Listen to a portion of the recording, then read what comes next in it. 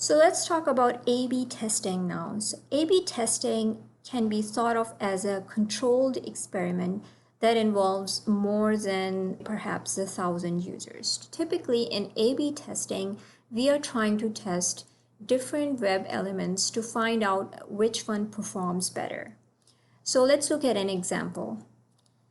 So let's suppose that you designed a website and one of the elements of the website allows you to collect email addresses of the visitors.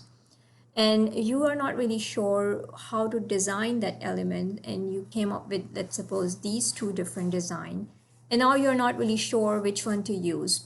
Obviously you want to use the one that people will find more attractive, that will encourage people to submit their email addresses to your website. So since you don't know, and even the best designers don't know the answer to this question. So in order to figure out which design to use, you will run an A/B test. So what happens in an A/B test?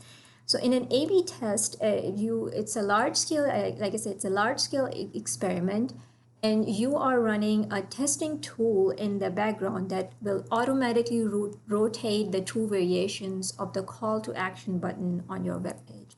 Which means is that if 1,000 users visit your website, then 500 will receive the design A, the call to action button A, and the other 500 will receive the call to action button B. So half of them will see this design and the other half will see this design. Okay, so the A/B testing tool, the second thing it does is that it keeps track of users' behavior with each design. So the testing tool will track how many people ended up submitting their email address to this design and how many people ended up submitting their email address to this design. In the end, it figures out which one performed better by seeing whether if there's a difference of at least 15%, okay? Meaning that if this design ended up producing 15% more email addresses as compared to this design, then this design is better.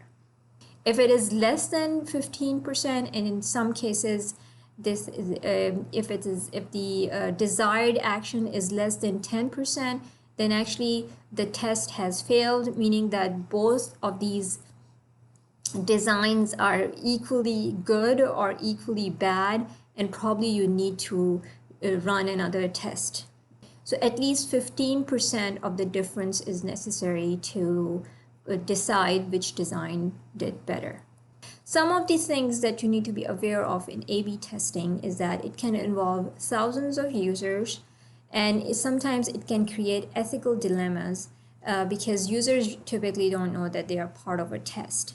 And another ethical issue that arises from that is that it's possible that the users who probably could have benefited most from a certain design, they didn't end up getting the design that actually could lead to better performance.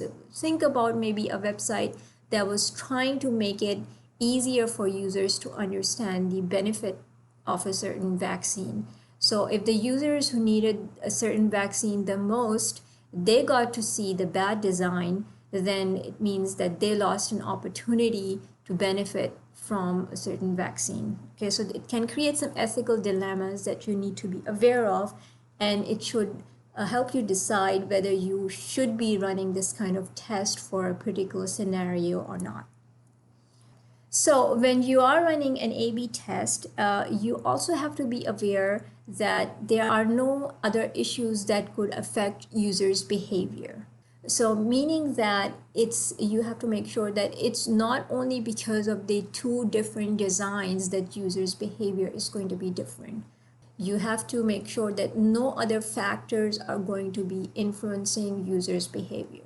So you have to somehow control that everybody is, for example, going to see who's going to see this design will be using Chrome browser, because maybe there might be other issues with other browsers. Okay, so you have to make sure that you're controlling the variables, or you have some way to control the variations of other variables in the test. The next point, I already talked about it, that if the difference is less than 15, and in some cases if it's even less than 10, then you have to kill the test, and you maybe have to run another test with different designs.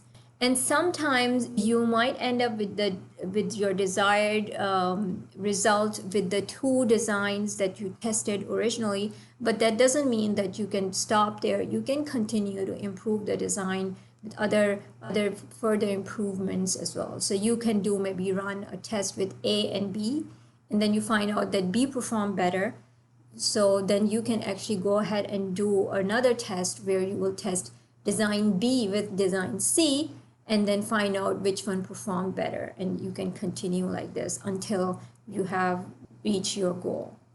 So some of the elements that are typically used in A/B testing are web banners. So a web banner is an advertisement that is typically placed on a web page to encourage users to maybe buy a product or visit a certain website or maybe donate to a certain cause.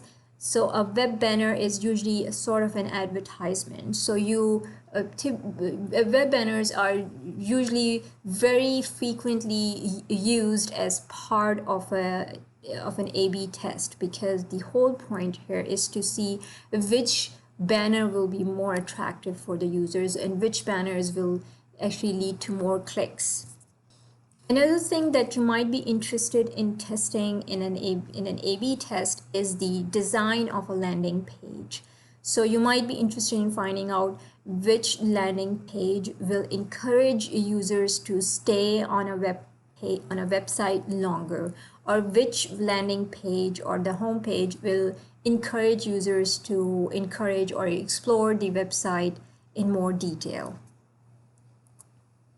Okay. And then other things that are used in A/B testing could be different logos. So which logos was more attractive for the user. So you might run a test in which some users will see one logo, and another set of users will see another set of logo or something else. So with A/B test, usually you are trying to test out the specific web elements, specific communication elements.